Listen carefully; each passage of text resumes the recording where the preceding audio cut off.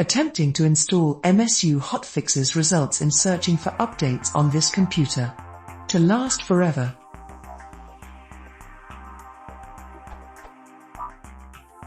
I am attempting to install 2 hotfixes manually from Microsoft. One addresses the scos.x extreme memory usage problem, and the other addresses the slow Windows update problem.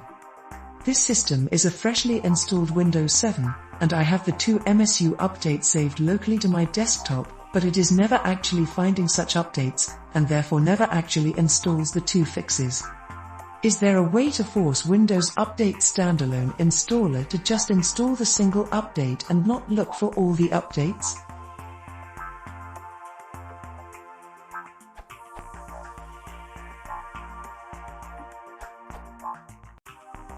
The message is misleading. It searches if the update can be installed or if the update is no longer needed, superseded.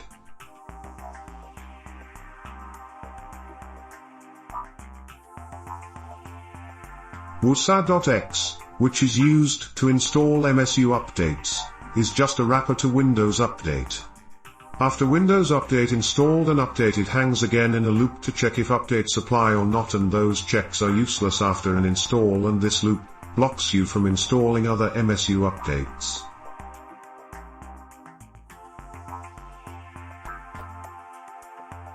To speed up the installation, stop the Windows Update service via GUI, services.msc, or via Elevated, running as admin, command line, net stop serve.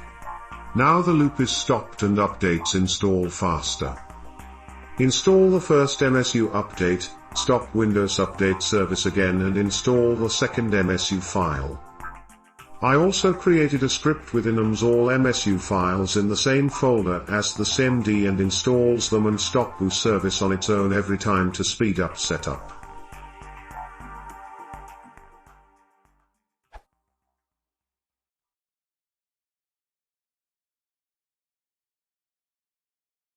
This is